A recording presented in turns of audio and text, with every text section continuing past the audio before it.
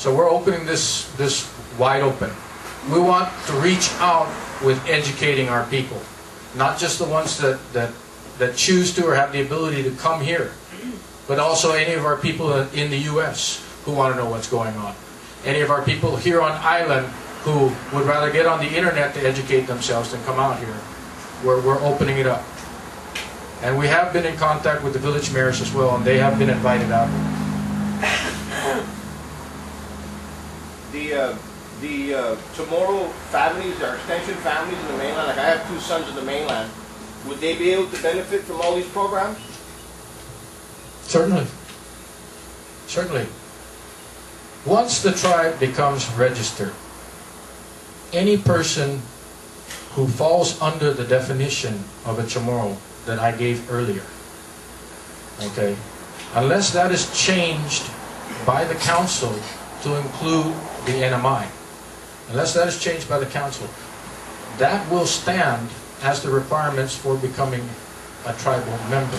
Now, once we are registered, the requirement process will change. It will become more difficult, actually, to become a registered member of the tribe, because you will have to present yourself before a committee, and then that committee's recommendations would go before the council, and the council would have to approve the application of every tribal member to become a member of the tribe. There's going to be a lot of instances where people are not going to be able to accumulate the paperwork necessary to prove their blood relation back to 1899. Okay, well, fortunately, a couple hundred years ago, some very wise elders got together and decided that hey, there's going to be a whole lot of outsiders on our island, and pretty soon we're going to lose track of ourselves as far as who is Chamorro. So let's give each other family names, just like the Spanish have their last names. Let's give each other family names so that we can always identify each other as Chamorros. And I'm pretty sure that if you have a committee of our elders, our manamkus, and you present yourself to them, and they ask you what village you're from, and who your parents and their parents were before them, if you can satisfactorily answer their questions, they will be able to determine whether or not you are Chamorro.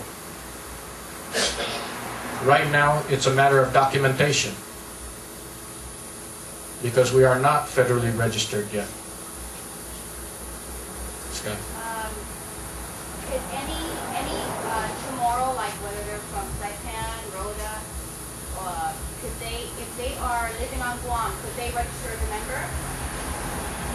Currently, according to our articles and bylaws as a non-profit corporation, yes, they can. Would they be grandfathered should we become registered? Yes, they would. My question is kind of a two-part question. You mentioned earlier about the Constitution. What years or who's the leaders that you're going to get together and write out the Constitution?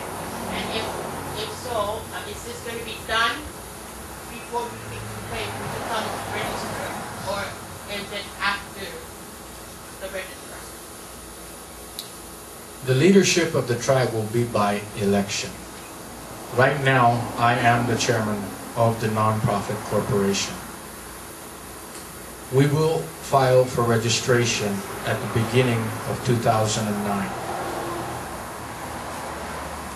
If you choose to register before that time, then you will be registered before the federal registration process begins. Once the tribe becomes federally registered, all of its leaders, to include the chairman, will be elected in accordance with the Constitution developed by the council.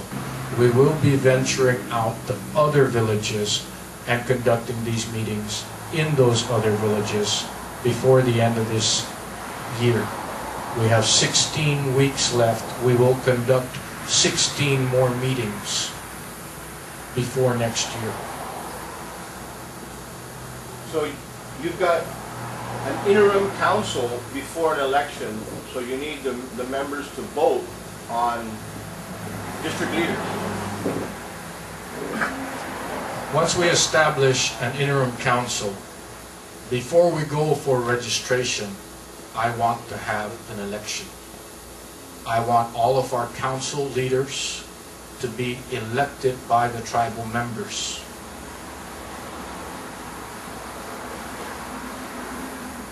And then we move forward as a body to Department of Interior. We can contact them over the internet now. And once we contact them and advise them that it is our desire to file for federal registration as a tribe, then they assign an agent of the Bureau of Indian Affairs to us to assist us with that process.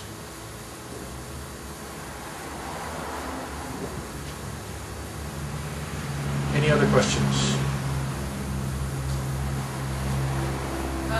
Right now, the preserves here on Guam are controlled by the Department of Agriculture, the U.S., right? What happens when we become a shore island? Well, under Title 25, there's a process called repatriation. Any lands that were taken from the native inhabitants without their consent by the governing authority are eligible for repatriation. And the way that process works is those lands that were condemned by the United States, okay, which we do have a listing of because they are contained within the Organic Act. Those lands, the tribe could file for repatriation of those lands to the tribal body. Okay, and should the tribe become registered, then the tribe would be responsible and own all of the natural resources on our island, as well as within 50 miles of our reef in every direction. So what happened to the Chamorro Land Trust then? The Chamorro Land Trust would be reverted to the tribe, as would all the Chamorro lands that were taken from the Chamorro people. Because remember that the government of Guam lands were given to the government of Guam by the naval government. They were condemned too. Which, by the way, violated the Constitution. Because Article 14, Line 1 of the United States Constitution stipulates that in order to be an American citizen, you must either be born a citizen or naturalized. And when those lands were condemned, we were not constitutional citizens. And that same Constitution forbids the taking of lands of people who are not American citizens. You mentioned education. Would it be possible to, would we also be in control of the curriculum, including the old-fashioned things that were taught to some of us? In what context? Like fishing or living or coconut crab, things like that. That has pretty much, some of it has been lost. Well, are there federal funds and grants available to pursue the research, the historical research and development of those lost traditions, or those traditions which we are losing, in order to propagate them and make sure that our children and grandchildren can still learn those same arts? Yes, there are. That is also covered under Title 25, including any historical research that needs to be conducted to rediscover our history, our past, up to and including federal funds that are available for the retrieval of our lost artifacts, like the ones in Spain and Hawaii and China.